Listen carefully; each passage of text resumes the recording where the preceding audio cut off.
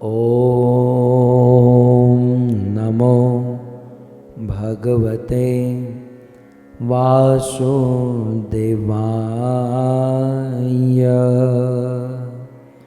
ॐ नमो भगवते वासुदेवाय।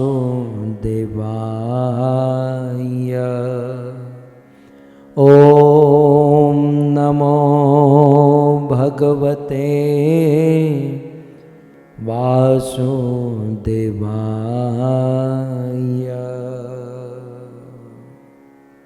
जय जय श्री राधा रमण, जय जय नवल किशोर, जय गोपी चित चोर प्रभो, जय जय माखन चोर, जय जय माखन चोर। श्री कृष्णचंद्र भगवान की, जगत गुरु श्रील प्रभुपाद की। उपस्थित भगवत कथा अनुरागी पधारे हुए भक्त वृंद, इस सभा को परम सुशोभित करने वाले हमारे अंतर्राष्ट्रीय कृष्ण भावनामृत संघ इस्कॉन के वरिष्ठ भक्तगण, दूर दूर से देश विदेश से फेसबुक यूट्यूब आदि के माध्यम से बड़ी भारी मात्रा में इस यात्रा में भाग लेने वाले समस्त यात्रीगण, इस यात्रा के ब्रजमंडल 84 कोस परिक्रमा के 18वें दिन के दूसरे सत्र में पुनः एक बार आप सबका हार्दिक स्वागत एवं आप सब के चरणों में हमारा प्रणाम। राधे श्याम। परम सौभाग्य, ब्रजमंडल परिक्रमा के प्रत्येक वर्ष इस 18वें दिन में जितने भी यात्रीगण हैं वो चलकर परिक्रमा नहीं करते। आज के दिन यात्री को बोनस है, क्योंकि आज पवित्र दिन है, पावन स्मृति है। तो 18वें दिन हमारी ब्रजमंडल 84 कोस परिक्रमा में चलना नहीं है, बस में बैठना है। आज की यात्रा जो है ना, बस में बैठकर करनी है। ठीक है, तो आप सब लोग बस में चढ़ जाइए, बस में बैठ जाइए।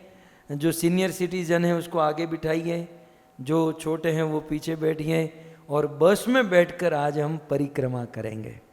क्योंकि आज हम सब नंदगांव में है और नंदगांव से हमें इस्कॉन मंदिर जाना है।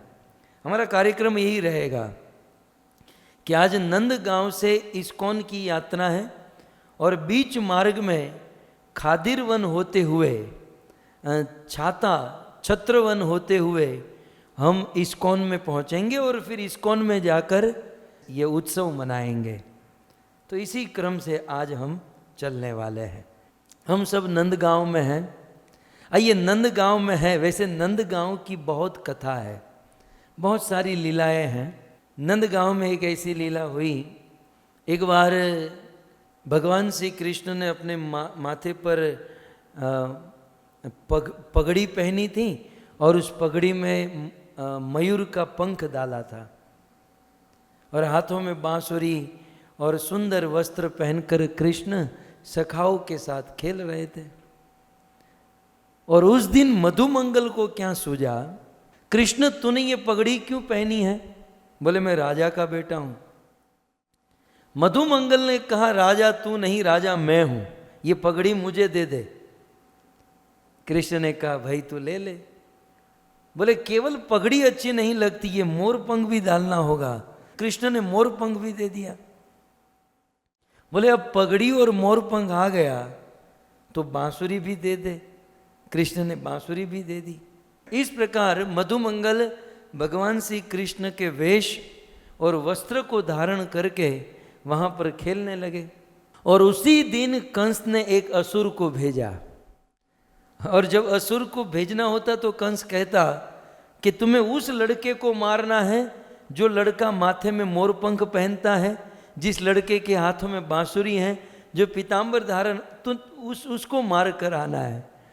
और योग से आज मधुमंगल ने ये सब धारण कर लिया और कंस का जो असुर आया सीधे मधुमंगल के ऊपर टूट पड़ा।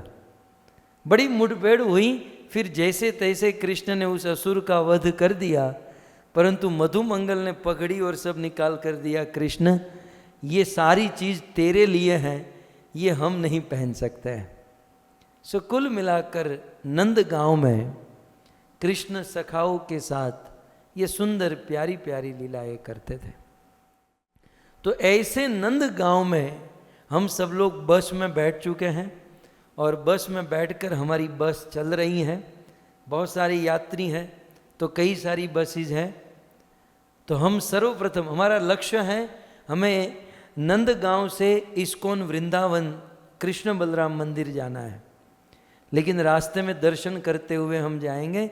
तो सर्वप्रथम हमारा दर्शन बस के द्वारा जाते हैं तो एक स्थान आता है, एक गांव आता है, उस गांव का नाम है अंजनौक। आज उस गांव का नाम है अंजनाक। तो बस अंजनाक गांव में रुकी है, सारे यात्री नीचे उतरे हैं और नीचे उतरकर अंजनौक में उस स्थान पर अपना मत्था टिकाते हैं, दर्शन करते हैं, परिक्रमा करते हैं और फिर बस में बैठ जाते हैं। लेकिन इस अंजनाक गांव की एक बहुत सुंदर कथा है। इसे पहले अंजनौक कहा जाता था। एक समय की बात, श्रीमती राधा रानी बहुत सुंदर अपना श्रृंगार कर रही थी और बहुत सुंदर श्रृंगार कर रही थी। उसी समय भगवान श्री कृष्ण ने बांसुरी बजाई। कृष्ण की बांसुरी के नाद को सुनकर सभी गोपियां अपने अपने घरों से दौड़कर आई। राधा रानी ने भी जब ये सुना तो राधा रानी भी अपना सारा श्रृंगार, अपने सारे कार्य को छोड़कर दौड़कर कृष्ण के पास चली गई। जब श्रीमती राधा रानी कृष्ण के पास आई तब सारी सखियां हंसने लगी। अब राधा भी नहीं जानती हंसने का कारण क्या है। तब राधा ने पूछा कि भाई आप हंस क्यों रहे हो। तब सखियों ने कहा कि राधे, आपने एक आंख में काजल लगाया है, एक आंख में काजल लगाना भूल गई हो। भगवान श्री कृष्ण की बांसुरी सुनकर गोपियां सुध बुध भूल जाती थी और कृष्ण को मिलने के लिए इस प्रकार से दौड़कर आती कि उनको ये बाहरी ज्ञान नहीं रहता था। कभी कभी हाथों के आभूषण वो पाँव में पहन लेती, कभी कभी चरण में पहनने वाले आभूषण हाथ में पहन लेती, कभी नाक की नथनी कानों में डाल देती, कभी कभी कान की बाली अपने नाक में पहन लेती। कृष्ण की बांसुरी सुनकर गोपियां सुध बुध खो देती। और आज श्रीमती राधा रानी ने अपनी सारी सुध बुध खोई, एक ही आंखों में काजल है। लेकिन भगवान भी अपने भक्तों को कैसे परेशान करे। कृष्ण ने कहा कोई बात नहीं राधे, यदि आपने अपने हाथों से काजल नहीं डाल पाई तो मैं मेरे हाथों से काजल लगाऊंगा। तो ये अंजनौक, ये वह स्थान है जहाँ पर भगवान कृष्ण स्वयं अपने हाथों से श्रीमती राधा रानी को आँखों में काजल लगाते हैं। हमारा ब्रज धन्य है, भगवान श्री कृष्ण धन्य है, श्रीमती राधा रानी धन्य है।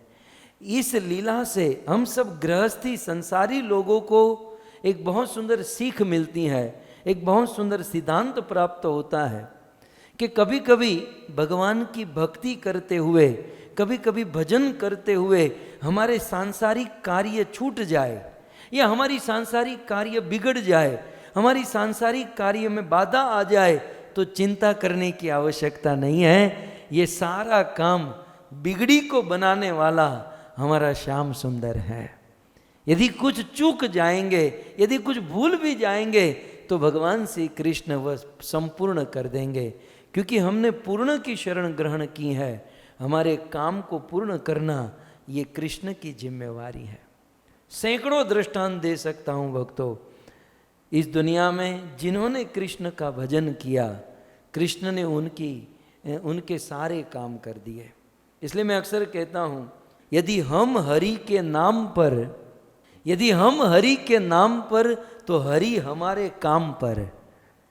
यहाँ पर इस सभा में मैं देख रहा हूँ कई सारे लोग अपने दुकान में, अपनी ऑफिस में, अपने जॉब में छुट्टी ले लेकर कथा सुन रहे हैं।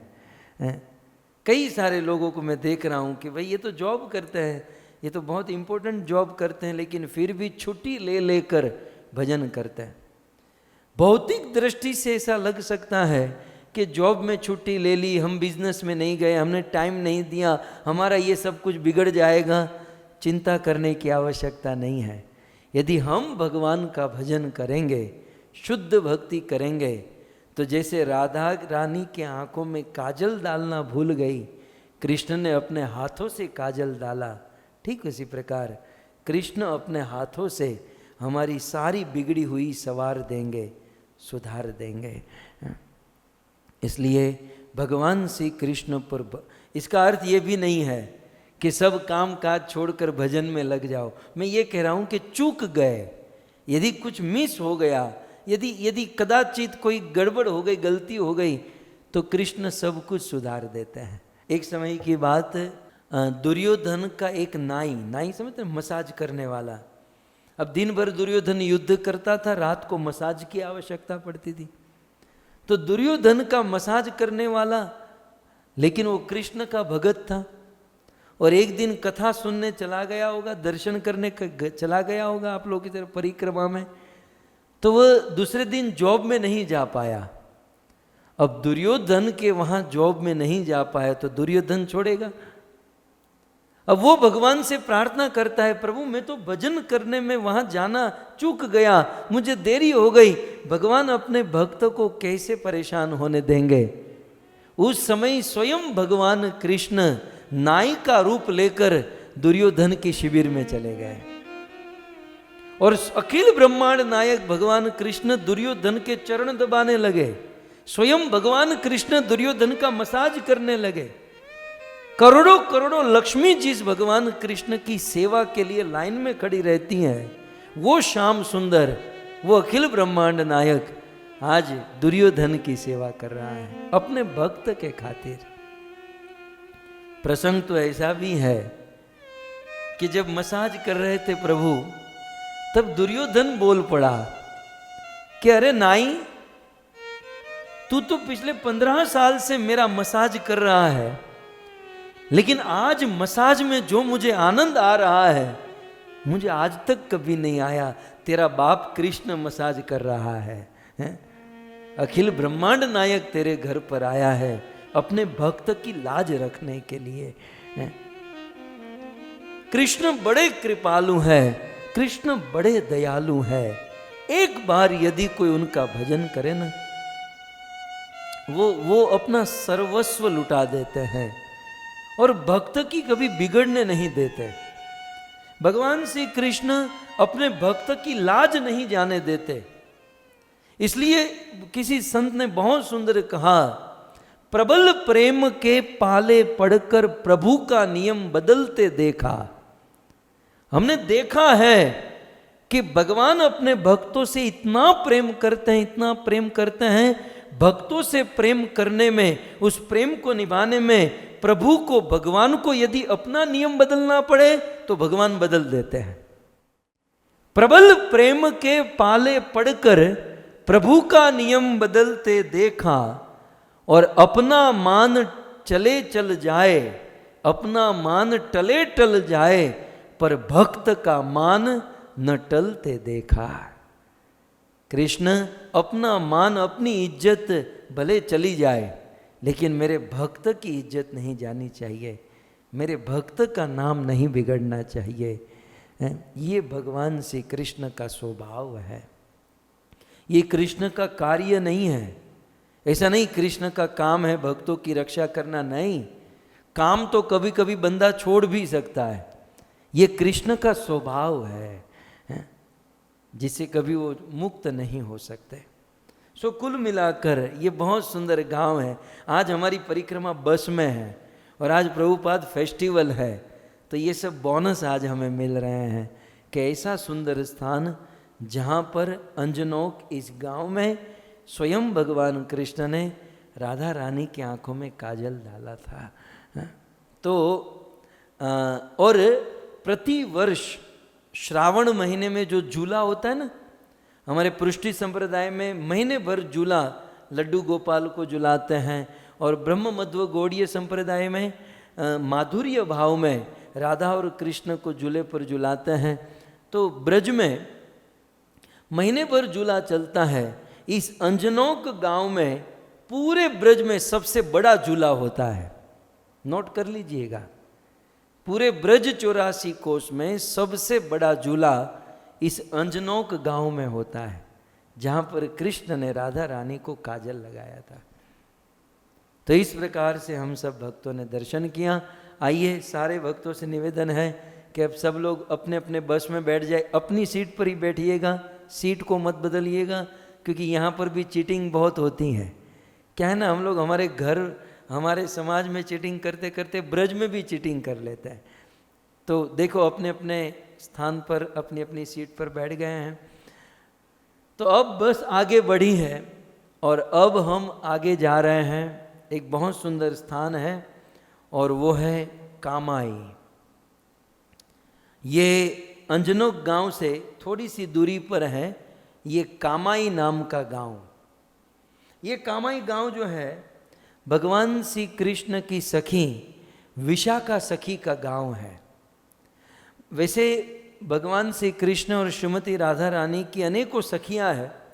राधा रानी की मुख्य 8 सखी हैं, फिर और 108, 1008, ये तो एक्सपांड होता है।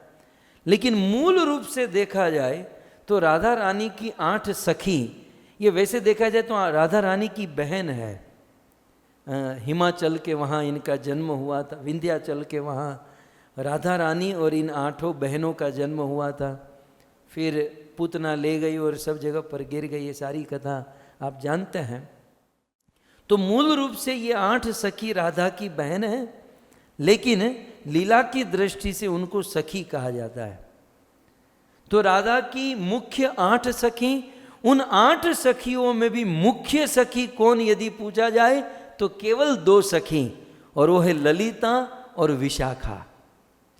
बिल्कुल राधा रानी अपना पर्सनल बात जो है ना, वो ललिता और विशाखा को करती हैं, और किसी को नहीं कर सकती, कुछ भी चाहिए तो अंजनोक गांव से हम आगे बढ़ेंगे तो कामाई, आज भी गवर्नमेंट बोर्ड पर यही नाम है, कामाई नाम का एक गांव है।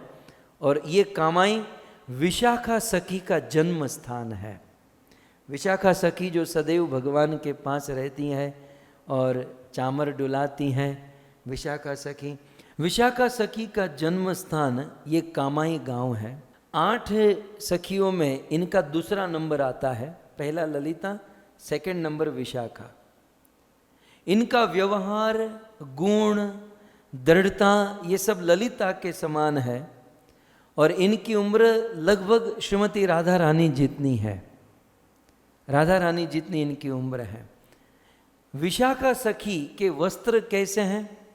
कहते हैं सितारों से भरे हुए आकाश जैसे। जैसे रात को आकाश होता है, आकाश में सितारे चमकते हैं, तो सितारों से भरे हुए आकाश के समान ललिता सखी के वस्त्र हैं, और सफ़ेद बिंदु लगे नीले रंग के वस्त्र धारण करती हैं।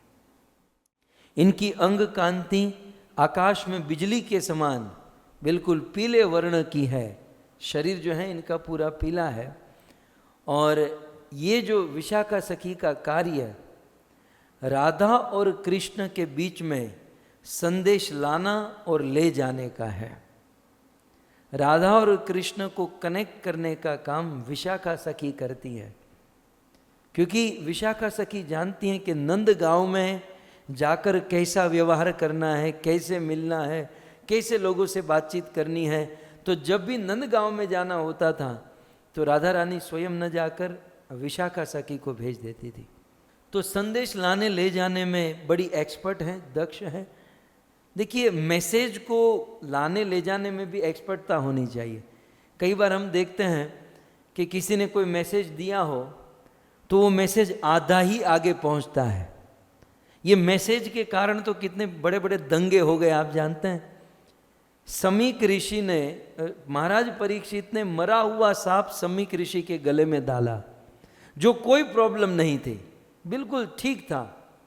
लेकिन ये मैसेज, आधा मैसेज उनके बेटे श्रृंगी को दिया, ये ठीक से मैसेज नहीं पहुंचा तो श्रृंगी ने श्राप दे दिया कि परीक्षित मर जाए, और परीक्षित मरे तब जाकर ये कलयुग प्रवेश हुआ, नहीं तो आज हम सब लोग सतयुग में बैठे होते। तो मैसेज लाना ले जाना ये बहुत बड़ा काम है, और ये सब नहीं कर सकते। कुछ लोग आधा मैसेज पहुंचाते हैं, तो कुछ लोग मैसेज मिर्च मसाला डालकर बिल्कुल तड़का मार के कुछ ज़्यादा ही बढ़ चढ़ कर मैसेज पहुंचाते हैं, है ना। तो ये मैसेंजर जो है ना, ये बहुत बड़ा जॉब है, बहुत बड़ा काम है। तो ये विशाखा सखी राधा और कृष्ण के मैसेज को लाने ले जाने में दक्ष हैं, बहुत एक्सपर्ट हैं। और सबसे बड़ी बात, राधा और कृष्ण को, श्रीमती राधा रानी को जब कृष्ण का विरह होता है तब राधा रानी को सांत्वना देने का काम विशाखा सखी करती है। श्रीमती राधा रानी को विशाखा सखी सांत्वना देती हैं। ये सांत्वना देना भी बहुत बड़ा गुण है। मेरे जीवन में कहूँ, प्रवचन कर लेते हैं, कुछ लोग गा लेते हैं, भजन गा लेते हैं, लेकिन सांत्वना देने की बात आती है तो हम बिल्कुल मौन हो जाते हैं, क्योंकि जो दुखी आदमी है उससे ज़्यादा दुख हमको हो जाता है। अब दूसरे के दुख को दूर करने से उनसे ज़्यादा दुखी हम हो गए तो हम क्या सांत्वना दे सकते हैं। तो ये भी एक बहुत बड़ी कला है, बहुत बड़ा आर्ट है, किसी को सांत्वना देना। तो विशाखा सखी जब राधा को कृष्ण का विरह होता है तो श्रीमती राधा रानी को सांत्वना देती हैं। कभी कभी कृष्ण को राधा का विरह होता है तो ये विशाखा सखी भगवान कृष्ण को भी सांत्वना देती हैं। तो सांत्वना देने में बड़ी दक्ष हैं, एक्सपर्ट हैं। और विशाखा सखी अन्य क्या कार्य करती हैं? विशाखा सखी कृष्ण के लिए, राधा रानी के लिए तिलक बनाती है। तिलक बनाना, फूलों की सजावट करना, भूमि के ऊपर रंगोली करना। अब रंगोली तो पता नहीं कहाँ चली गई। एक दिन ऐसा होता था कि दिवाली के समय में, नए साल में, या प्रतिदिन घर के आंगन में रंगोली होती थी। आजकल तो प्लास्टिक के स्टिकर आ गए हैं, बस स्टिकर लगा दो, हो गई रंगोली। विशाखा सखी बहुत सुंदर भूमि पर रंगोली करती थी और जादुई कारनामे, ये मैजिशियन है। विशाखा सखी सखियों के बीच में या भगवान श्री कृष्ण को जादुई कारनामे दिखाने में दक्ष एक्सपर्ट थी या है। सो जादुई कारनामे करती हैं और कठपुतली का नाच भी नचाती हैं। ये विशाखा सखी को हाथों में, उंगली में वो रस्सी बांधकर कठपुतली को नचाने का। और विशाखा सखी का और एक कार्य, भिन्न भिन्न भाषा में ये बहुत सुंदर कीर्तन करती है, भजन गाती है। कृष्ण के मन में इच्छा हुई गुजराती में गाओ तो गुजराती में भी गा देती हैं, पंजाबी में गाओ तो पंजाबी में भी गा देती हैं, हिंदी में, संस्कृत में, बंगला में, सभी भाषाओं में विशाखा सखी भगवान राधा कृष्ण के सामने कीर्तन करती हैं। तो ये विशाखा सखी, जिस गांव में इनका जन्म हुआ वो है कामाई, और कामाई में हम सब दर्शन किए, प्रणाम किए, और यह कथा सुनकर आइए। अब हम आगे बढ़ते हैं। सब लोग बस में बैठ जाइए। बैठ गए ना? तो सभी बस में बैठ गए। मुझे तो क्या ना, माहौल भी बनाना पड़ता है कि सब फिर से बस में बैठे हैं, फिर से बस आगे चली हैं, और बीच में बहुत सुंदर स्थान पड़ता है, वो है खदीर वन, जो मेरे पीछे आप देख रहे हैं। तो अब हम लोग खदीर वन में प्रवेश कर चुके हैं।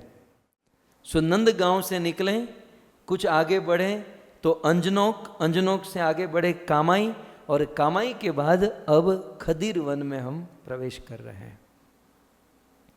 खदीर वन के विषय में मैं आपको निवेदन करूं, ये खदीर वन जो है 7वां वन है। हमारे वृंदावन में 12 वन को नामकरण किए गए हैं। जैसे मैंने कहा था कि वो काम्य वन 5वां वन है, वैसे खदीर वन 7वां वन है। और ये नंदगांव से पूर्व दिशा में बरसाना की ओर, बरसाना से 10 किलोमीटर दूर है ये खदीर वन भौगोलिक दृष्टि से। और आदि वराह पुराण में ऐसा लिखा है कि यदि कोई व्यक्ति खदीर वन का दर्शन करता है, यदि कोई व्यक्ति खदीर वन में आकर ठाकुर जी को प्रणाम करता है, तो लिखा है कि वो निश्चित इसी जन्म में भगवान के धाम को प्राप्त कर लेता है। सो बड़ी महिमा है इस खदीर वन की। क्या महिमा है? इस खदीर वन में भगवान श्री कृष्ण अक्सर छोटी छोटी गैया, छोटे छोटे ग्वाल, छोटो सो मेरो मदन गोपाल। कृष्ण इस वन में गाय बछड़ों को लेकर, गाय बछड़े चराने के लिए अक्सर इस वन में आते थे। ये उन दिनों की बात, ये शुरू की बात है। भगवान श्री कृष्ण जब छोटे थे तो उन दिनों उनको केवल बछड़े चराने की अनुमति थी, गाय चराने की अनुमति नहीं थी। कृष्ण नंद बाबा यशोदा मैया से बहुत कहते हैं कि अब मैं बड़ा हो गया हूं, देखो ना मैं इतना बड़ा, मेरी चोटी इतनी बड़ी हो गई है, अब मुझे गाय चरानी है। क्योंकि बछड़े जो है ना वो गांव में ही चराने होते हैं, लेकिन गाय को दूर लेकर जाना होता है। तो कृष्ण बार बार कहते थे मुझे दूर जाना है, मुझे गाय चरानी है, लेकिन अनुमति नहीं मिलती थी, ब्रजवासी मना करते थे। लेकिन करते करते करते इस कार्तिक शुक्ल अष्टमी का जब दिन आया तो पूरे ब्रजवासियों ने, नंद यशोदा ने कृष्ण को परमिशन दे दी कि कृष्ण आज से गोपाष्टमी के दिन से आप गाय चरा सकते हो। अब देखो पूरे ब्रह्मांड के ब्रह्मांडों को चलाता है, करोड़ों करोड़ों ब्रह्मांडों को जो चलाता है, उसे गाय चराने के लिए ब्रज में परमिशन लेनी पड़ती है। ये है हमारा ब्रज, ये है ब्रज का माधुर्य, ये है भगवान की वात्सल्य, ब्रज की ये सुंदर सुंदर लीला। करोड़ों ब्रह्मांड को जो संकल्प शक्ति से चलाता है, उसे गाय बछड़े चराने के लिए दोनों हाथ जोड़ना पड़ता है, निवेदन करना पड़ता है। तो ये उन दिनों की बात है जब नई नई कृष्ण को परमिशन मिली थी कि भाई आप गाय चरा सकते हैं। तो नए नए दिन थे, तो शुरू में भगवान श्री कृष्ण गौ चराने के लिए खदीर वन में आते थे।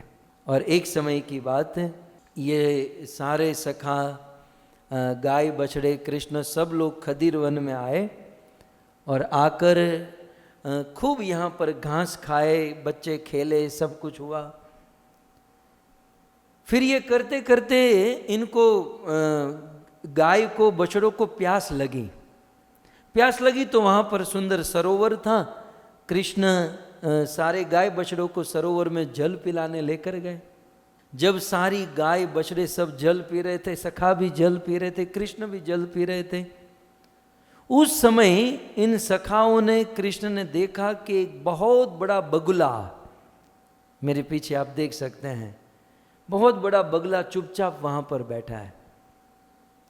ये बगुले जो है ना, आपने कभी देखे होंगे नदी या सरोवर में, खास करके नदी में, पानी के बीच पत्थर के ऊपर अपना मुंह पानी में डालकर ऐसे बैठे रहता है। सुखदेव गोस्वामी ने इनको ध्यानियों के साथ वर्णन किया है। ये बगले कैसे हैं? ध्यानी की तरह। बगला ध्यान करता है, जैसे आजकल कलयुग में कुछ लोग ध्यान करते हैं। बाहर से लगता है कि अरे कितना सुंदर सफेद बगुला है, वैसे हंस जैसे दिखने में हंस जैसा है, और ये बाबा जी कितना सुंदर ध्यान कर रहे हैं, लेकिन वो ध्यान भगवान का नहीं कर रहा, वो मछली का ध्यान कर रहा होता है। वो फिशिंग, वो मछली को कैसे मैं, जैसे आए मैं गप करके खा जाऊं। तो बगुला बाहर से तो दिखता है कि वो ध्यान कर रहा है, लेकिन अंदर से मछली को खाने की ताक में होता है। शिल प्रभुपाद कहते हैं ठीक उसी प्रकार इस दुनिया में कुछ बोगस गुरु ऐसे हैं, कुछ गलत गुरु ऐसे हैं जो बाहर से तो ध्यान का नाटक करते हैं कि मैं मौनी हूं, मैं ध्यानी हूं, बाहर से ध्यान करते हैं, लेकिन अंदर से दूसरों को खाने की, दूसरों को दूसरे से छीनने की भावना होती है, कपट की भावना होती है। किसी संत आचार्य के मुख से सुना था कि एक बार एक साधु किसी गांव में आकर बैठा और साधु मौन हो गया, न कुछ बोलना, न कुछ खाना, न कुछ पीना। अब 2-5 दिन कुछ खाया पिया नहीं तो पूरे गांव वाले लोग उनके चरणों में गिर गए, गुरुजी गुरुजी गुरुजी। एक आदमी दशहरा का दिन था, जिलेबी फाफड़ा लेकर गया, गुरुजी गुरुजी मैं आपके लिए जिलेबी लेकर आया हूं। गुरुजी ने ऐसे हाथ मारा कि 15 फुट दूर जाकर जिलेबी गिरी और कहा, मूर्ख, हम लोग जिलेबी नहीं खाते, हम विरक्त हैं, हम वैरागी सन्यासी हैं, हम ये सब नहीं खाते हैं। उस गांव वाले आदमी ने प्रणाम किया, गुरुजी आप बड़े महान हैं, आपकी महानता बड़ी है, आप ये सब नहीं खाते। ऐसे विरक्त सन्यासी पहली बार हमने देखे। चला गया। अब भर बपोर का समय हुआ, दोपहर का समय हुआ, बिल्कुल दोपहर के 12-2 बजे, और इतना धूप था कि गांव वाले सब लोग अपने अपने घर पर, अपने अपने काम पर, और गुरुजी ने देखा आजू बाजू कोई नहीं है, तो गुरुजी अपने स्थान से खड़े हुए और जो जिलेबी गिरी हुई थी उसे उठाकर साफ कर करके खाने लगे। तो वो गांव वाला जो आदमी था ना, वो भी अकड़ू था, वो पेड़ के पीछे छिपा हुआ था, वो पेड़ के पीछे से निकल कर कहता है, गुरुजी खाना ही था तो माटी में क्यों फेंक दिया, सीधा सीधा खा लेते हैं। तो श्रील प्रभुपाद कहते हैं कि आजकल के गुरु बगुले जैसे हैं, जो बाहर से तो ध्यानी दिखाई देते हैं। जैसे बगुला सफ़ेद होता है, बिल्कुल सफ़ेद कपड़े पहनते हैं, इतना वाइट एंड वाइट, लगता है कि बस सुखदेव के बाद, वेदव्यास के बाद इसी का नंबर होगा। लेकिन अंदर से कपट भरा होता है, अंदर से दूसरों के साथ कपट करने की भावना, दूसरों को ठगने की भावना होती है। तो ऐसा ही एक बगुला वहाँ पर ध्यान कर रहा था। धीरे धीरे उनका शरीर विकराल बहुत बड़ा हुआ और ये अत्यंत बलवान यह बगला आया इन सखाओं के पास। ये और कोई नहीं था, ये था पूतना का भाई बकासुर। पूतना को जब कृष्ण ने मारा तो उनके भाई बकासुर को बड़ा क्रोध हुआ। उसी दिन से वो खार खा चुका था कि कृष्ण को मुझे मारना है, लेकिन कंस का आदेश नहीं था। आज कंस ने आदेश दिया, जाओ ब्रज में और कृष्ण का वध कर दो। तब बकासुर अपनी बहन का बदला लेने के लिए और कंस के आदेश का पालन करने के लिए मथुरा से गोकुल में आया। बहुत बड़े बगुले का रूप धारण किया। और इसको करना क्या था, लंबी लंबी चोंच थी और सीधे कंस ने कहकर रखा था, मोरपंख, श्याम वर्ण का रूप, पीतांबरधारी, हाथ में मुरली, और सीधा कृष्ण के पास गया और कृष्ण को गप करके खा गया। बकासुर ये बगुला कृष्ण को निगल गया, खा गया। जैसे ही कृष्ण को ये निगल गया, अब तक कृष्ण ने अनेक असुरों को मारा, लेकिन ऐसा असुर तो कभी नहीं मिला जो कृष्ण को निगल जाए, कृष्ण को अंदर ले जाए। सारे बच्चे परेशान हो गए, सारे बच्चे जोर जोर से चिल्लाने लगे, कृष्णा कृष्णा। अन्य पुराणों में तो यहां तक वर्णन है कि जिस समय भगवान श्री कृष्ण वो बगुला कृष्ण को अपने मुख में ले लिया, उस समय आकाश से देवता प्रकट हुए। क्योंकि ये बच्चों ने जब चिल्लाया, जोर जोर से चिल्लाने लगे, तो आकाश में असंख्य देवता प्रकट हुए। देवराज इंद्र ने, ऐसा लिखा है कि अपना वज्र चलाया बकासुर के ऊपर, लेकिन देवराज इंद्र का वज्र फेल हो गया। ये इतना भयंकर असुर था। पुराणों में लिखा है, ब्रह्मा जी आए, ब्रह्मा जी ने आकर अपना ब्रह्म दंड चलाया, लेकिन इस बकासुर ने ब्रह्म दंड को भी फेल कर दिया। शिव जी आए, देवाधिदेव महादेव कैलाश से उतर कर आए कि ये तो कृष्ण को खा ही गया। शिव जी ने अपना त्रिशूल चलाया, लेकिन ये त्रिशूल से भी नहीं माना। वायुदेव वायुदेव पवन देव आए, उन्होंने वायुवास्त्र चलाया। ये हैरिकेन जो होते हैं, ये आंधी तूफान, वो पूरे पूरे गांव को उड़ा देते हैं, लेकिन बगुले को नहीं हिला पाए। सो वायुदेव ने वायुवास्त्र से मारने का प्रयास किया, उस बकासुर को कुछ नहीं हुआ। यमराज जी आए, एक के बाद एक सारे देवता उतर पड़े, टूट पड़े। यमराज जी ने अपना यम दंड चलाया, लेकिन इसने यम दंड को भी उड़ा दिया, बकासुर। फिर सूर्य देव आए, सूर्य देव ने अपना धनुष से बाण छोड़ा, लेकिन उस सूर्य देव के बाण से भी बकासुर को कुछ नहीं हुआ, और वह कृष्ण को अपने मुख में, अपने अंदर डाल चुका है। बच्चे चिल्ला रहे हैं, रो रहे हैं, कृष्णा कृष्णा। हरे कृष्णा हरे कृष्णा कृष्णा कृष्णा हरे हरे, हरे राम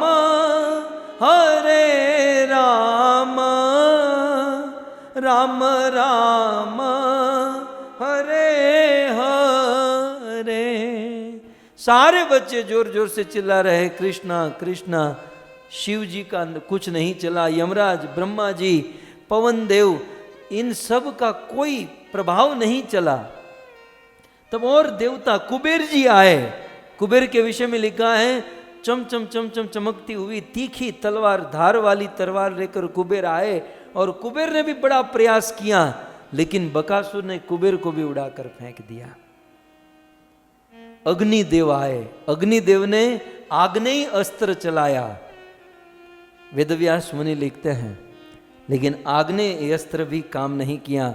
वरुण देव आए, और वरुण देव ने अपने नागपाश से बकासुर को बांधा, और जैसे ही बांध कर लगा कि बस अब ये बंध गया, तुरंत बकासुर ने उसे तोड़ दिया।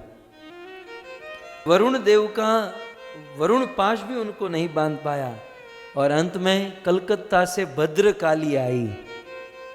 लिखा है, भद्रकाली ने अपनी गदा से प्रहार किया, फिर भी बकासुर नहीं माना। शक्तिधारी स्कंद आया, स्कंद ने अपनी सारी शक्ति चलाई, बकासुर को कुछ नहीं हुआ। अपनी लंबी तीखी भयंकर चोंच से अब देवताओं ने अपने अपने अस्त्र चलाए। जब अस्त्र को इसने उड़ाकर फेंक दिया, देवता पीछे हुए, लेकिन अब बकासुर कृष्ण अंदर है, अब देवताओं को मारने लगा। अपनी लंबी लंबी चोंच से देवताओं के ऊपर प्रहार करने लगा, और सारे देवताओं को पीछे खदेड़ने लगा। डर के मारे सारे देवता दुम दबाकर वहां से भाग गए। इन कृष्ण के सखाओं को आशा थी कि ये देवता बचा लेंगे, लेकिन देवता तो रफू चक्कर, बोले अब थोड़ी देर भी खड़े रहेंगे तो ये तो मार ही डालेगा। सारे देवता रफू चक्कर हुए, और कृष्ण के सखाओं ने भाव से, प्रेम से भगवान को स्तुति की, और अब भगवान कृष्ण ने अपना चक्कर चलाया। भगवान श्री कृष्ण बकासुर के गले में जो अटके हुए थे, कृष्ण अपने आप को तप्त करने लगे। कृष्ण अपने आप को इतना गर्म किए, इतना गर्म किए। भगवद गीता में कृष्ण कहते हैं, अहम वैश्वानरो भूतवा, सभी लोगों की अग्नि मैं हूं। कृष्ण अपने आप को बहुत तप्त किए, इतना गर्म कि अब बकासुर के अंदर उनको ऐसा लगने लगा कि मैं ये कृष्ण को खाया कि गरम गरम लाल लाल उस अंगारे को अंदर खा गया। बकासुर के मन में ऐसा हुआ कि मैं गरम गरम कोयला खा चुका हूं, मैं कोई अंगारा अपने मुख में डाला हूं। अब बकासुर उस गरम गरम कोयले जैसे भगवान कृष्ण को अंदर नहीं डाल पाया, बकासुर कृष्ण को बाहर उगल दिया, और कृष्ण और बकासुर के साथ घमासान युद्ध होने लगा। और फिर कृष्ण जब बाहर आ गए, तब सारे सखा के मन में उत्साह आया, और कृष्ण ने सोचा कि मेरे सखाओं को दुखी किया, देवताओं को खदेड़ा। और उस समय भगवान श्री कृष्ण को पूर्ण आक्रोश में आए, और आक्रोश में आकर बकासुर की दोनों लंबी चोंच को कृष्ण ने पकड़ा, और लंबी चोंच को पकड़कर जैसे कोई बिरण को चीर देता है, जैसे चटाई बनाने वाला मिस्त्री घास के तिनके को चीर देता है, वैसे भगवान श्री कृष्ण बकासुर की दोनों चोंच अपने हाथों में पकड़े और दोनों चोंचों को चीर दिया, फाड़ दिया, और उसी समय बकासुर की मृत्यु हो गई। बकासुर से एक ज्योति निकली और वह भगवान श्री कृष्ण के अंदर समा गई। आकाश में अब देवता आए, अब देखिए अब देवता आए, अब सारे देवता आकाश में आए, पुष्प की वृष्टि करने लगे और कृष्ण की जय जयकार करने लगे। श्री कृष्ण चंद्र भगवान की जय। तो इस प्रकार से देवता गण भगवान श्री कृष्ण की जय जयकार किए और इस खदीर वन में भगवान श्री कृष्ण ने गैया को आदि चराया और बकासुर का वध किया। लेकिन वहां महाराज परीक्षित ने सुखदेव गोस्वामी को पूछा कि सुखदेव जी, एक बात समझ में नहीं आई, जब बकासुर इतना पापी था, इतना पाप किया था और कृष्ण को मारने का प्रयास किया, तो फिर मरने के बाद वो ज्योति, वह आत्मा कृष्ण के अंदर क्यों चली गई? वह ब्रह्म ज्योति, जो आत्मा जो थी बकासुर की, वो कृष्ण के अंदर क्यों चली गई? तब सुखदेव गोस्वामी महाराज परीक्षित से कहते हैं, परीक्षित, ये बकासुर पूर्व जन्म में हयग्रीव दैत्य का पुत्र था। बकासुर पूर्व जन्म में हयग्रीव नाम के दैत्य का पुत्र था और इसका नाम था उत्कल। पूर्व जन्म में ये बकासुर उत्कल था।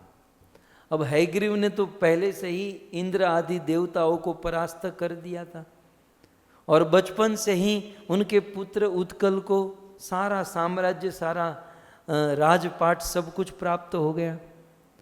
अब फिर उत्कल क्या किया, जितने छोटे मोटे राजा थे उन सभी राजाओं के राज्य को छीनकर 100 वर्ष तक उन राज्य का भोग किया। और फिर एक बार बंगाल में ये उत्कल, हयग्रीव का बेटा उत्कल, बंगाल में जहाँ गंगा सागर है, गंगा समुद्र में जाकर मिलती हैं, उसे गंगा सागर कहते हैं। तो ये उत्कल गंगा सागर जाकर वहाँ पर जाजली ऋषि का आश्रम है। सो जाजली ऋषि के आश्रम के पास, जहाँ गंगा समुद्र में मिलती हैं, उस आश्रम के पास जाकर ये क्या करने लगा, ये फिशिंग करने लगा। ये हमारे अमेरिका में बहुत होता है, शनि रवि को बस ये लोग यही करते हैं, वो नदी में जाकर मछली को पकड़ते हैं। अब जाजली ऋषि का आश्रम था, उसने देखा, उसने मना किया, प्रेम से कहा कि देखो ये गलत है, किसी जीव जंतु को पकड़कर मारना फिर उसको खाना ये ठीक नहीं है, तुम ये सब छोड़ दो। लेकिन ये मानने वाला कहाँ था? जिसको बहुत धन और पद का अभिमान होता है ना, वे साधु संतों की बात नहीं मानते। ये जाजली ऋषि की बात नहीं माना और मछली को पकड़ता रहा और मछली पकड़कर पकाकर खाता रहा। तब जाजली ऋषि को क्रोध आ गया और क्रोध में आकर कहते हैं कि तुझे मछली ही खानी है तो मनुष्य बनने से क्या लाभ? क्योंकि ये मनुष्य नॉनवेज खाने के लिए नहीं बना, मनुष्य शाकाहारी है। तू मनुष्य बनकर मछली खाना चाहता है तो मनुष्य क्यों बना है? मैं तुझे श्राप देता हूं, तू बगुला बन जा, बगुला बन जा, क्योंकि बगुले मछली खाते हैं। तो जैसे ही जाजली ऋषि ने श्राप दिया, तुरंत बगुला हो गया। अब बगुला होने के बाद इनके हृदय में बड़ा कष्ट हुआ कि भाई ये तो मुझे तो टोटल बगुला ही बना दिया। तो जाजली ऋषि को प्रणाम करने लगा, क्षमा याचना करने लगा, मुझे फिर से मनुष्य बना दीजिए। बोले अब तो तू मनुष्य नहीं बन सकता, लेकिन एक चांस है। बोले अभी द्वापर युग आ रहा है और द्वापर युग में यदि कृष्ण तुझे स्पर्श करे, कृष्ण के हाथों से तेरा उद्धार हो सकता है। तो ये पूर्व जन्म में इसको याद था और इसीलिए बकासुर वही आगे चलकर बकासुर बना और इसीलिए बकासुर खदीर वन में आकर भगवान के साथ उन्होंने मुठभेड़ की और भगवान ने इसका उद्धार किया। तो उद्धार इसलिए किया क्योंकि जाजली ऋषि ने वरदान दिया था। ये जितने भी असुर थे ना, लायक नहीं थे ये सब नालायक थे, लेकिन नालायकों को साधु संतों ने वरदान दिया, इसलिए भगवान ने सबका उद्धार किया कि भले जो भी है ये मुझे मारने के लिए आते हैं, ये जो भी करते हैं, लेकिन जाजली ऋषि का मुंह देखकर भगवान ने इनका उद्धार किया। हमें भी अब आप देखिए, नल कुबेर मणिग्रीव का उद्धार कृष्ण ने किया। क्यों? क्योंकि पुरा नारदेन शापेन, कृष्ण ने नल कुबेर मणिग्रीव को नहीं देखा। वो क्या है कृष्ण के सामने? यमलार्जुन क्या है? वो कौन सी बड़ी चीज है? लेकिन भागवत में सुखदेव जी कहते हैं कि नारद का मुंह देखा, पूरा नारदेन शापेन, मेरे नारद ने इनको कहा है कि तुम्हारा उद्धार होगा, जाजली ऋषि ने कहा है उद्धार होगा।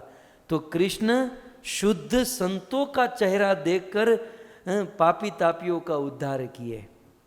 तो आज के दिन में मैं आपको यही कहना चाहता हूं, हमारी जो पर्सनैलिटी है ना, हमारे जो कार्य कामकाज कर्म है ना, कृष्ण कभी हमारा उद्धार नहीं करेंगे, लेकिन प्रभुपाद जैसे संतों की हम शरण ग्रहण करेंगे, शिल प्रभुपाद का आश्रय ग्रहण करेंगे, प्रभुपाद का चेहरा देखकर कृष्ण हमारा उद्धार करेंगे।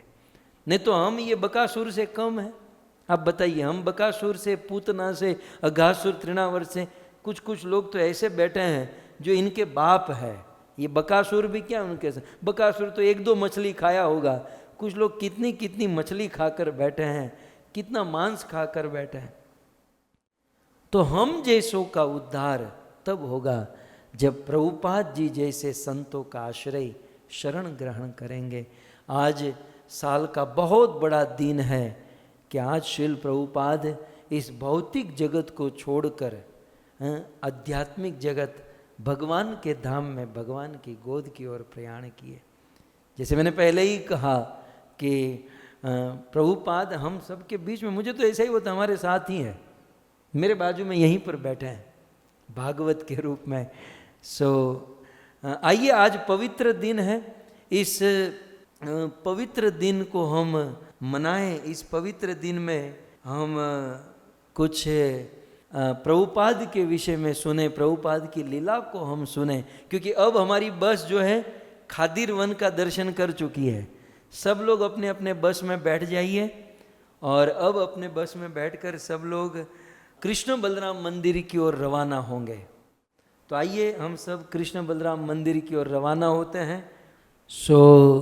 यूँ तो आप सब बस में बैठ चुके हो, लेकिन इस्कॉन मंदिर पहुंचते हुए अभी भी 2 दर्शन रास्ते में हैं। तो आप कहो तो 2 दर्शन करवा दूं? उतरोगे, चढ़ोगे? ठीक है, फिर हम इस्कॉन मंदिर प्रभुपाद फेस्टिवल में पहुंचेंगे। आइए सबसे पहले खादिर वन का दर्शन करा दूं। खदिर वन जो है, खदिर वन की शोभा आप सब देख लीजिए।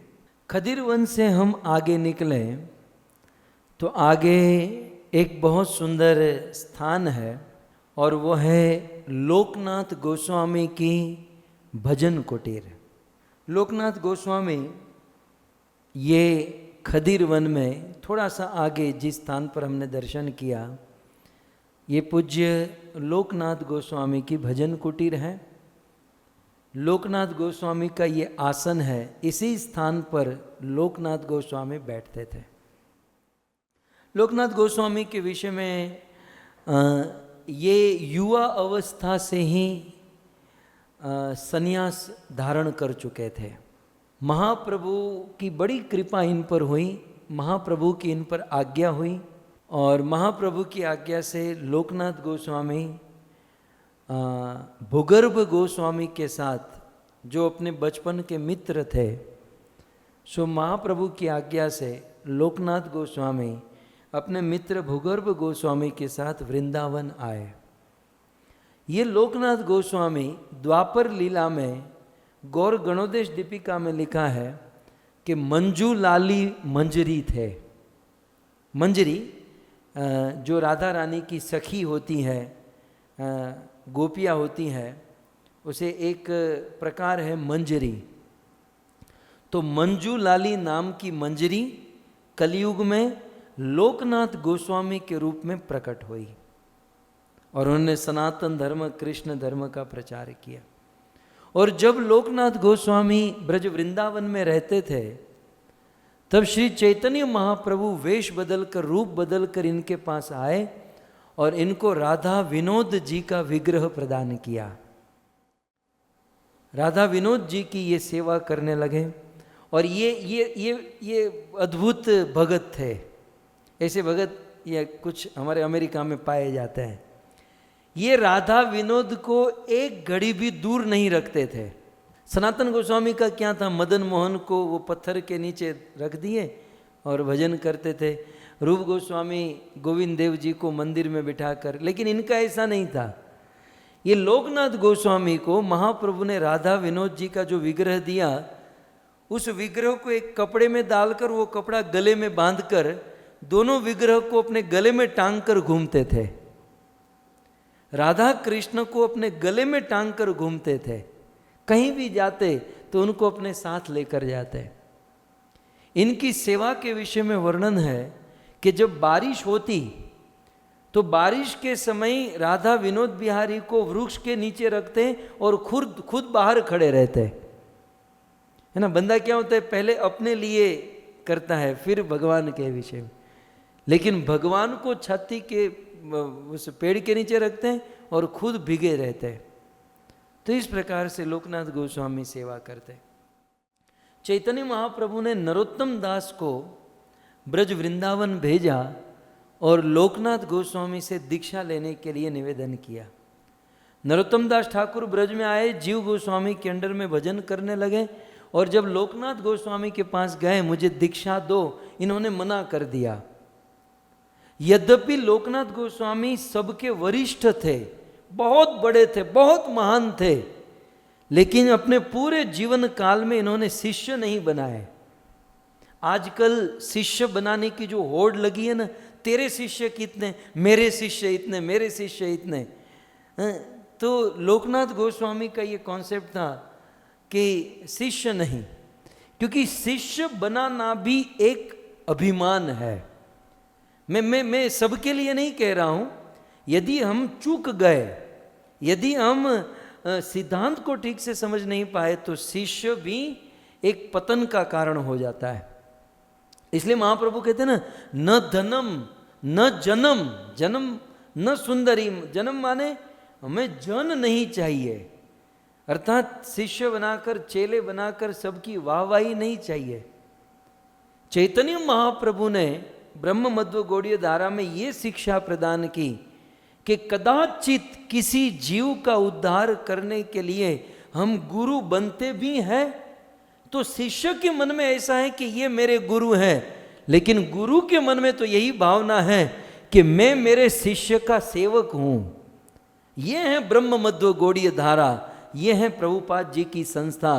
प्रभुपाद जी की संस्था में गुरु जो है शिष्य को, वे गुरु शिष्य के सेवक बन जाते हैं शिष्य का उद्धार करने के लिए। तो यहाँ पर तो लोकनाथ गोस्वामी, मुझे गुरु बनना ही नहीं है, मुझे कोई शिष्य ग्रहण करना ही नहीं है। और नरोत्तम दास ठाकुर बड़ी सेवा करने लगे और चैतन्य महाप्रभु ने स्वप्न में आकर कहा कि भाई इतना वो रो रहा है, इतना निवेदन कर रहा है, तो बना लीजिए। तो लोकनाथ गोस्वामी ने अपने पूरे जीवन काल में केवल एक शिष्य बनाया और वो थे नरोत्तम दास ठाकुर। लेकिन एक लाखों के समान निकल गया, एक शिष्य लाखों के समान। ये बे यश ध्रुशक त्रिभुवन, तीनों भुवन में यश फैला दिया नरोत्तम दास ठाकुर ने। हम रोज सुबह इस्कॉन में यदि जाए तो गुरु पूजा गाते हैं, श्री गुरु चरण पद्म केवल भगति सद्म, उसमें आता ना लोके नाथ लोके रजीवन। तो ये नरोत्तम दास ठाकुर ने प्रेम भक्ति चंद्रिका में ये लिखा है। और नरोत्तम दास ठाकुर लिखते हुए अपने गुरु को याद करते हैं कि लोकनाथ लोकेर जीवन। ये लोकनाथ गोस्वामी मेरे जो गुरु हैं वो लोकेर जीवन, लोगों के जीवन है, जीवन धन, जीवन प्राण है। तो ऐसे लोकनाथ गोस्वामी की भजन कुटीर, राधा विनोद बिहारी का विग्रह का जो जहाँ भजन करते हैं, ये वह स्थान है खदीर वन में। तो ये स्थान आप इसका दर्शन कर सकते हैं। श्री लोकनाथ गोस्वामी का आसन यहाँ बैठकर राधा विनोद जी की वे सेवा करते थे। तो इस प्रकार से लोकनाथ गोस्वामी का दर्शन करके आइए फिर से बस में बैठ जाइए जल्दी जल्दी। अब तो प्रैक्टिस हो गई है, छोटे बड़े सब बस में बैठे हैं। अब बस चली है, ड्राइवर मैं हूँ, थोड़ा सा स्टीयरिंग घुमाने दो। तो थोड़ा सा स्टीयरिंग घुमाकर अब थोड़ा सा आगे बढ़े। तो रुकिए, रास्ते में एक स्थान आया जिसके गवर्नमेंट के बोर्ड पर लिखा होता है छाता। आज भी आप ब्रज में जाओगे ना तो लिखा होगा छाता 2 किलोमीटर, छाता 1 किलोमीटर। तो आइए, अब छाता जो है वो एक वन है जिस वन का नाम है छत्र वन। तो अब आ ही गए हैं और बस में बैठे ही, आइए छत्र वन में हम दर्शन करके आए। सो छाता जो गवर्नमेंट का बोर्ड है, उस छाता से हाईवे से नीचे 2-3 किलोमीटर दूर दक्षिण की ओर ये छत्र वन है। और छत्र वन में भगवान की बहुत सुंदर लीला हुई है। एक समय की बात, ध्यान से सुनिएगा, एक समय की बात, कृष्ण सखाओं के साथ गाय बछड़े चराते चराते इस छाता में आए, छत्रवन में। छत्रवन तो तब नहीं था, वो नाम अब होगा। तो इस स्थान पर आए और कृष्ण को आज क्या मूड हुआ, कृष्ण ने कहा, एक बहुत बड़ी शिला पत्थर के ऊपर जाकर कृष्ण बैठ गए और वहां पर पेड़ की छांव थी। कृष्ण ने कहा कि ये राजा का आसन है और यहां का राजा मैं हूं। मतलब ये मेरे ऊपर छत्र है और यहां का एक छत्र सम्राट, परम स्वतंत्र, सिर पर कोई, मैं अकेला राजा, ब्रज का राजा मैं हूं। मधुमंगल श्रीदाम सुदाम जाओ, ब्रज में सबको बता दो कि इस ब्रज का राजा एकमात्र कृष्ण है। तो अब क्या हुआ, अब सारे सखा प्रचार करने लगे और सबसे ज्यादा प्रचार मधुमंगल करने लगा। वो जो मोटा वाला है, सबके गले पकड़ पकड़ कर, जानता है यहाँ का राजा कौन, हमारा कृष्ण है। जानते हैं यहाँ का राजा कौन, कृष्ण। राजा कौन, कृष्ण। ये करते करते करते गोपियों के कान में ये बात चली गई। और जैसे ही गोपियों के कान में बात गई, अनेक गोपियों ने मधुमंगल को घेर लिया और मधुमंगल को घेर कर उसे बांधकर राधा रानी के पास लेकर आए। और इन गोपियों ने मधुमंगल को बहुत पीटा। वो हमारे वहाँ गुलदस्ता होता है ना, वैसे फूलों के उससे मधुमंगल को बहुत मारा गया, बहुत पीटा गया। गोपियों ने कहा, अब बुला तेरे कृष्ण को, अब बुला तेरे कृष्ण को। तब भगवान श्री कृष्ण मधुमंगल के बुलाने पर आए और गोपियों ने कहा कि तू इस प्रकार से कृष्ण राजा है ऐसा प्रचार करता है, तू खुद पकड़ा गया, तू खुद इतना पीट गया, तो इसका अर्थ यही हुआ कि तेरे से भी ऊपर कोई है, तेरे से ऊपर श्रीमती राधा रानी है। कृष्ण से भी ऊपर इस ब्रज में कोई है तो वह राधा रानी है, बुला तो तुम्हारे कृष्ण को।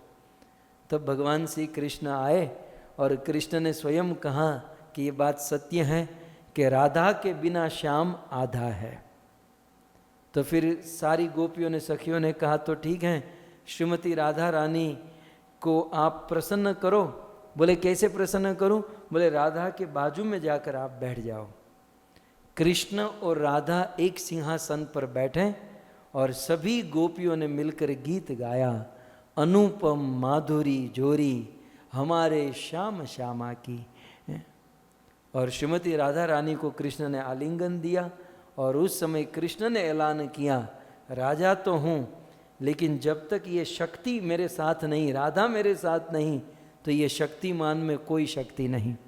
तो राधा के साथ हूँ तब मैं राजा हूँ, राधा नहीं है तो मैं राजा नहीं हूँ। तो जिस स्थान पर ये छत्र की लीला हुई थी, ये राजा बनने की लीला हुई थी, ये वही स्थान है छाता, छत्रवन। यहाँ पर कृष्ण की ये सुंदर लीला हुई। पुनः बस में हम सब बैठ जाते हैं और सीधे बस में बैठकर आते हैं हम रमण रेती ब्रज वृंदावन धाम कृष्ण बलराम मंदिर में। और कृष्ण बलराम मंदिर में बहुत सुंदर फेस्टिवल चल रहा है। बड़े बड़े वरिष्ठ, पूरी दुनिया भर से बड़े बड़े सन्यासी आए हैं और सब लोग अपना अपना भाव व्यक्त कर रहे हैं। लेकिन शिल प्रभुपाद जी के विषय में मैं 2 शब्द यही कहना चाहता हूं कि हम पिछले 17 दिन से 18 दिन से परिक्रमा कर रहे हैं। शिल प्रभुपाद जी ने आज अपना ये देह त्यागा। प्रभुपाद जी के मन में अंतिम कामना, अंतिम इच्छा यही थी कि मैं ब्रज की परिक्रमा करूं, मैं ब्रज मंडल की परिक्रमा करूं। शिल प्रभुपाद का ब्रज से, वृंदावन से बड़ा लगाव था। प्रभुपाद फाइनल लेसन जाते जाते हम सबको ये कह कर गए कि जीवन में आश्रय करना है तो ब्रज का आश्रय करना चाहिए। प्रभुपाद के विषय में हम देखें कि वे 12 वर्ष तक संन्यास लेकर वे 12 वर्ष ब्रज में रहे, और 12 वर्ष बीते हुए उस ब्रज में प्रभुपाद को इतना पावर प्राप्त किया, ब्रज में रहकर इतनी शक्ति प्राप्त की। ब्रज में कहते हैं the heart of Vrindavan, Radha Damodar मंदिर वृंदावन का हृदय माना जाता, हार्ट माना जाता है। उस राधा दामोदर मंदिर में छोटी से कमरे में, छोटी सी कुटिया में शिल प्रभुपाद रहते थे। आज यदि उस कुटिया, उस कमरे को आप देखो ना तो आंखों से आंसू की धारा बह जाए कि इतने छोटे कमरे में प्रभुपाद रहते, खाते पीते और ग्रंथ लिखते थे। कौन जानता था कि वह छोटी सी कुटिया एक इंटरनेशनल सोसाइटी के रूप में बनने वाली है? कोई नहीं जानता था। 12 वर्ष तक उस छोटे से कमरे में, छोटी सी कुटिया में शिल प्रभुपाद जी रहे। रूप गोस्वामी की भजन कुटीर और समाधि का दर्शन करते हुए शिल प्रभुपाद ने भगवत गीता और श्रीमद् भागवत का अनुवाद किया। और वह गीता और भागवत का अनुवाद क्या था? वह शिल प्रभुपाद जी के द्वारा बना हुआ एक टाइम बम था जो उनको अमेरिका आकर फोड़ना था। 12 वर्ष ब्रज का आश्रय, ब्रज में भजन किए। 70 साल की आयुष्य में गोपाल कृष्ण गोस्वामी महाराज कहते हैं सुमति मुरारजी के पास एक बच्चे की तरह भीख मांग रहे थे कि मुझे टिकट दे दीजिए, मुझे वो कार्गो जहाज की टिकट दे दीजिए ताकि मैं अमेरिका जा सकूं। 5-5 दिन तक सुमति मुरारजी के उस सीढ़ी के पास, उनके दरवाजे के पास बैठे रहे और जैसे तैसे उनको टिकट मिली और शिल प्रभुपाद वह गीता और भागवत को लेकर अमेरिका की धरती पर आए। और यहाँ आकर भी बड़ा संघर्ष झेला शिल प्रभुपाद ने। कुछ कुछ बातें ऐसी भी हैं जो बोलने में कष्ट होता है, लेकिन शिल प्रभुपाद ने हार नहीं मानी और भगवान का नाम गाते गए, भागवत का प्रचार करते गए और करते करते उन्होंने पूरे विश्व में भक्ति प्रदान कर दी। 10 साल में उन्होंने 100 से अधिक मंदिर और क्या क्या उन्होंने समाज को प्रदान किया।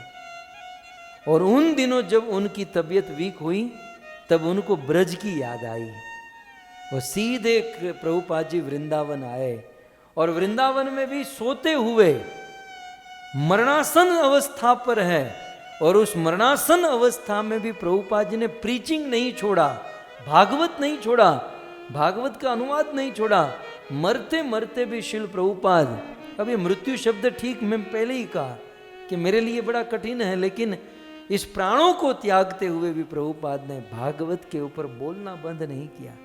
सुंदर शिक्षा देकर गए और अपने आचरण से सिखा कर गए कि मैं ब्रज परिक्रमा, उनकी इच्छा तो ये थी बैलगाड़ी में बैठकर ब्रज परिक्रमा करो। फिर भक्तों ने जैसे तैसे उनको परिक्रमा करवाई और इवन जब आज प्राण छूटा तब भी भक्तों ने ब्रज की परिक्रमा प्रभुपाद को करवाई। सो हम सब ब्रज मंडल परिक्रमा कर रहे हैं और ब्रज मंडल परिक्रमा करते हुए शिल प्रभुपाद के पास इस कृष्ण बलराम मंदिर में आए हैं। आज प्रभुपाद वाणी शरीर के रूप में हम सब के बीच से अदृश्य हुए, लेकिन फिर भी प्रभुपाद अनेकों रूपों में हमारे साथ हैं, हमारे बीच में हैं। जैसे कि प्रभुपाद अपनी किताबों के रूप में, शिल प्रभुपाद यदि हमारे साथ होते, मान लो फिजिकली, तो उनसे हमें जो मिलना चाहिए, जो हम उनसे सुनते, वो सारी बात उन्होंने ग्रंथ में लिख दी है। भगवद गीता श्रीमद् भागवत के रूप में श्रील प्रभुपाद आज हमारे साथ हैं। इस्कॉन मंदिर के रूप में, ये इस्कॉन पूरी दुनिया में इस्कॉन मंदिर के रूप में श्रील प्रभुपाद हमारे साथ हैं। प्रभुपाद के साथ रहना चाहते हैं, उनकी पुस्तक के साथ रहिए, इस्कॉन मंदिर के साथ रहिए, श्रील प्रभुपाद के आश्रय में माने जाएंगे। आज भी प्रभुपाद उनके शिष्यों के रूप में, भक्तों हम जैसे बच्चे भजन कर रहे हैं, क्यों? क्योंकि प्रभुपाद जी उनके शिष्य के रूप में हमारे साथ हैं, इसलिए हम बड़े सेफ हैं। उनके आशीर्वाद कृपा से हम भजन साधन भक्ति प्रचार आदि करते हैं। सो आज भी प्रभुपाद किताबों के रूप में, गीता भागवत आदि के रूप में, मंदिरों के रूप में, उनके शिष्यों के रूप में और उनकी पावन स्मृति के रूप में, उन्होंने जो आचरण किया, उन्होंने जो पूरा एक रोल मॉडल बना कर दिया, अपने जीवन अपनी आचरित जीवे सिखाए, हम सब के बीच में है प्रभुपाद। मैं तो इतना ही कहना चाहूंगा, प्रभुपाद जी ने जो ये आंदोलन प्रारंभ किया, इस आंदोलन का केवल एक ही उद्देश्य, और वो है प्रेम।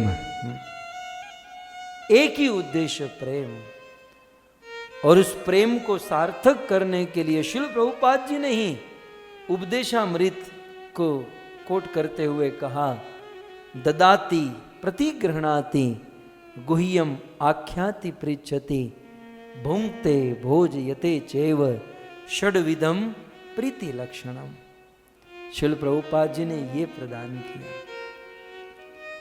तो हम सब लोग आपस में प्रेम रखें, प्रेम से हम सब साधन भजन करें, भक्ति करें और इस कृष्ण भावना अमृत का प्रचार करें, तो श्रील प्रभुपाद प्रसन्न और कृष्ण प्रसन्न होंगे। कृष्ण को समझने के लिए हमें प्रभुपाद जैसा बनना होगा, लेकिन प्रभुपाद जैसा बनना ये हमारे बस की बात नहीं है, पूरी दुनिया मिलकर भी नहीं हो सकती। लेकिन हाँ, श्रील प्रभुपाद के ग्रंथों को पढ़कर, श्रील प्रभुपाद के ग्रंथों को सुनकर हम प्रभुपाद जैसी योग्यता धारण कर सकते हैं और कृष्ण को समझ सकते हैं। सो कुल मिलाकर मैं तो बड़ा प्रसन्न, हमारा तो जन्म ही इस संस्था में हुआ, बचपन से ही प्रभुपाद को। लेकिन प्रभुपाद की एक वस्तु जो दास को आकर्षित करती है वो है फिलोसॉफी। श्रील प्रभुपाद जी ने जो फिलोसॉफी प्रदान की है, दुनिया में जिसका कोई तोड़ नहीं, कोई जोड़ नहीं, ऐसे सिद्धांत श्रील प्रभुपाद जी ने दिए, जिन सिद्धांतों के ऊपर हम हमारा जीवन बिताएंगे तो जीवन धन्य करेंगे। इस संत ने, इस साधु ने मानव समाज के लिए बहुत सैक्रिफाइस किया है भक्तों। इस संत ने अपनी पत्नी को छोड़ दिया, इवन अपने बच्चों को छोड़ दिया। जब इस संसार को छोड़कर गए, करोड़ों का ढेर संपत्ति इनके पास थी, लेकिन 1 रुपया भी अपनी पत्नी और बच्चों को देकर नहीं गए, मानव समाज को प्रदान, हम जैसे लोगों को, कि भाई आप इसमें साधना करें, भजन करें, अपने जीवन को धन्य करें। इस साधु ने अपना पूरा जीवन खपा दिया, तो हम उस समर्पण के कारण, प्रभुपाद की मेहनत के कारण आज भजन साधन में लगे हैं। और आज ऐसे संत के लिए हम हमारे शरीर के चमड़े के जूते बनाकर भी दे देना, फिर भी उनका ऋण नहीं उतार सकते, इतना कुछ इन्होंने दिया है। लेकिन आज के दिन में उनकी स्मृति, उनका स्मरण करके और ईमानदारी से कुछ भजन साधन करके हम उनको प्रसन्न कर सकते हैं। तो उनको प्रसन्न करने का ये विनम्र प्रयास है। आप सब मुझे आशीर्वाद दीजिए कि मैं मेरे प्रभुपाद को प्रसन्न कर सकूं। ये हमारे ग्रैंड फादर हैं, ये हमारे प्रपिता हैं। हम कार्य कर सकें कि उनके आश्रय में रहकर हम उनको प्रसन्न कर सकें। वैसे मुझे अनेकों समाज को संबोधित करना होता है। मैं तो अनेकों समाज में जाकर, अनेकों संप्रदाय में जाकर कथाएं करता हूँ, क्योंकि भागवत तो सार्वभौम ग्रंथ हैं। लेकिन मैं मेरी बात करूँ, देखिए कोई किसी को गुरु माने, कोई किसी को मारो, सबको अपने अपने गुरु, अपना अपना स्थान मुबारक है। लेकिन मैं मेरी पर्सनल बात करूं तो हमारा मस्तक वहीं झुका है जहां श्रील प्रभुपाद खड़े हैं, क्योंकि प्रभुपाद ने जो दिया मानव समाज में कोई नहीं दे सकता। तो ऐसे श्रील प्रभुपाद को बारंबार प्रणाम करते हुए, कृपा की याचना करते हुए, जय पताका स्वामी ने जैसे कहा कि यदि प्रभुपाद न हईते तो तबे की हईते। सो इन कृपा की याचना को याद करते हुए आज के सत्र को यहीं पर विराम करता हूँ। आप सभी भक्तों को मैं धन्यवाद देता हूँ। सो यहीं पर आइए जय जयकार करते हुए इस सत्र को हम विराम करें।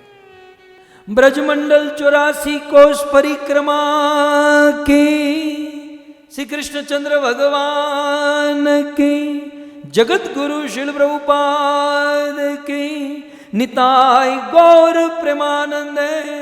जय जय श्री राधे, जय जय श्री राधे, जय जय श्री राधे श्याम।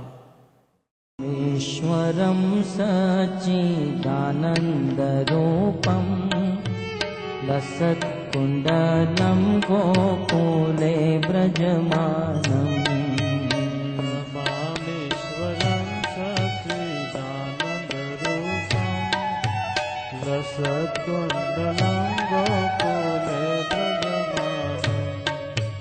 नमामीश्वरं सच्चिदानन्दरूपं लसत्कुण्डलं गोकुले व्रजमानम्।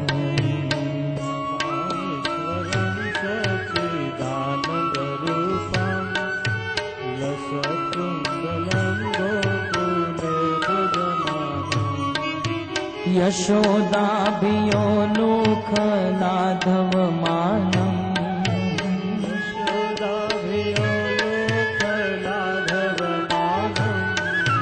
यशोदाभियो लोकलाघवमानम्।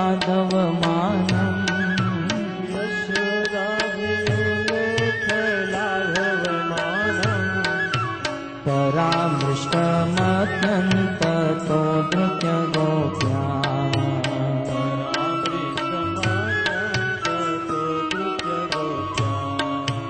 रुदन्तमुहुर्नेत्रयुग्मभृजन्तं कराम्बुजयुग्मेन सातङ्कनेत्रम्।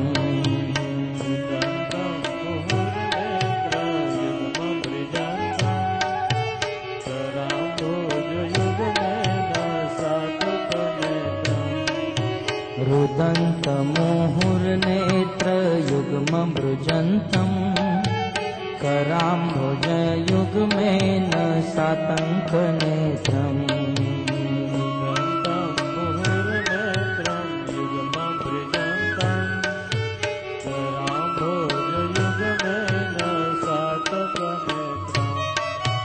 मोहश्वासकं पात्रीरेखाककण्ठ।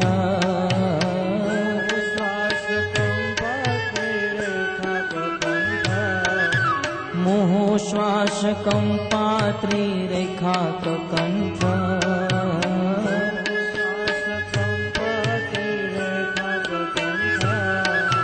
कृतग्रीवदामोदरं भक्तिवरम्।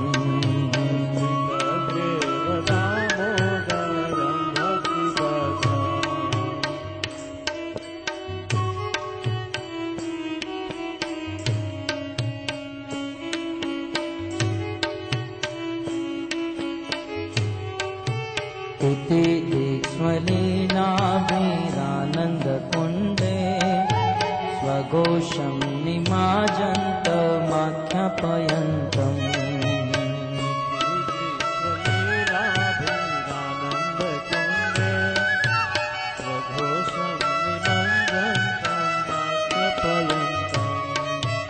इति दीक्ष्वलीलाभिरानन्दकुण्डे स्वघोषं निमाजन्तमाख्यापयन्तम्।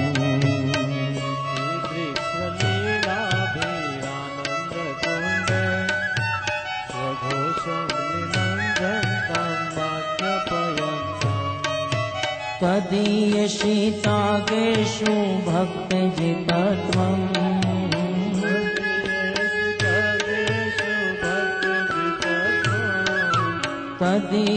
तदीयशितागेषु भक्तजितत्वम्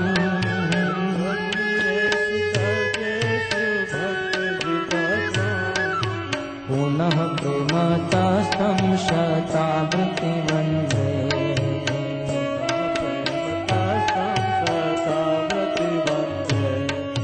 वरं देव मोक्षं न मोक्षावधिं वा न चान्यमृणेऽहं वरेष्यादपीह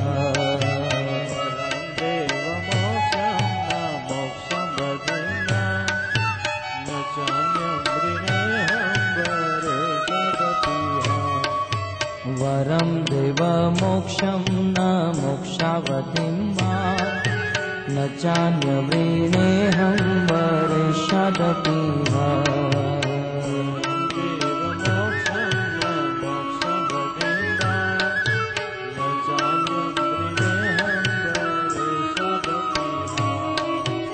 इदं तेव पूर्णार्थ गोपाल बालम्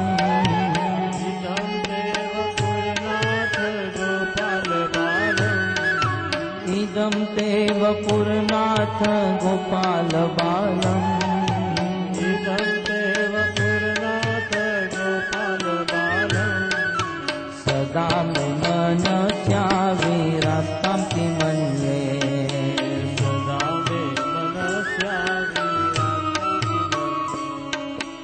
इदं ते मुखाम्बोजमत्यन्तनीले घृतं कुन्तले स्निग्धरक्तश गोप्या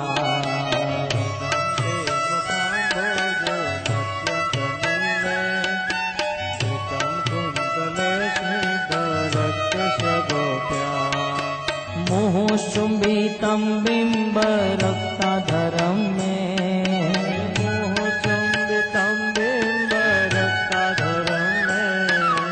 मुहुश्चुम्बितं बिम्बरक्ताधरं मे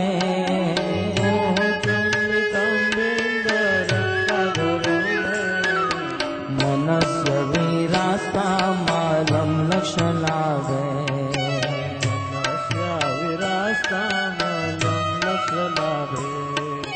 नमो देव दामोदरानन्त विष्णो प्रसीद प्रभो दुःखजलाभिमग्नम् नमो देव दामोदर अनन्त विष्णु प्रसीद प्रभो दुःखजलाभिमग्नम् कृपा दृष्टिवृष्ट्याति दिनं बतानु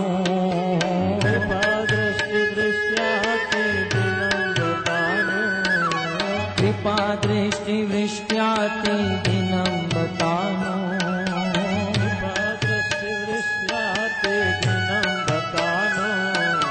गृहानुष मामग्ने दक्षिदृश्य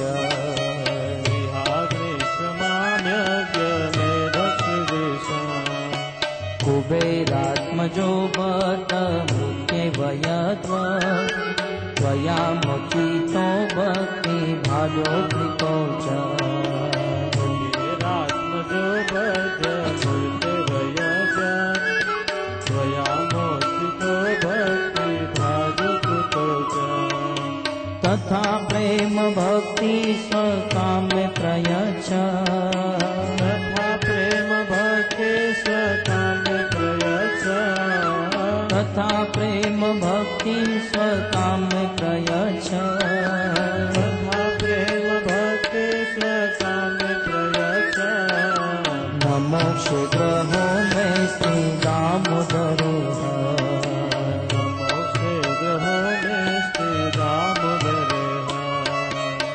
मोक्ष ग्रहो में स्थे दामोदरे मोक्ष ग्रहो में स्थे दामोदरे नमस्ते स्तुदाम्ने स्फुरदीप्तिदाम्ने त्वदीयोदरायात् विश्वस्य दाम्ने नमस्ते स्तुदाम्ने स्फुरदीप्तिदाम्ने त्वदीयोदरायात् नमो राधिकाये त्वदीया प्रियाये नमो राधिकाये त्वदीया प्रियाये नमो राधिकाये त्वदीया प्रियाये नमो राधिकाये त्वदीया प्रियाये नमो राधिकाये त्वदीया प्रियाये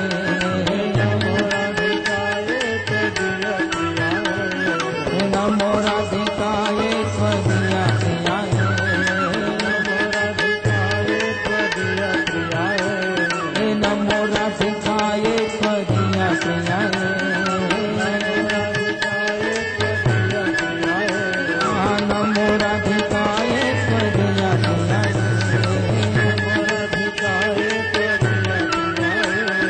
नमो नंतलीलाय देवाय सुखम् नमो नंतलीलाय देवाय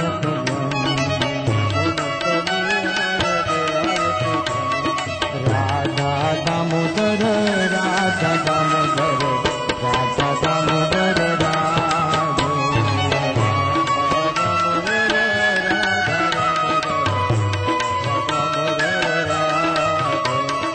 राधा दामोदर राधा दामोदर राधा दामोदर राधे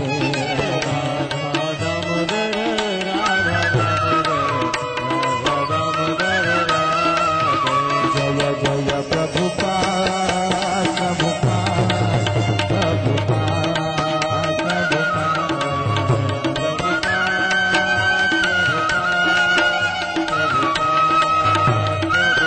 नित्य गौर हरि हरि हरि बोल नित्य गौर हरि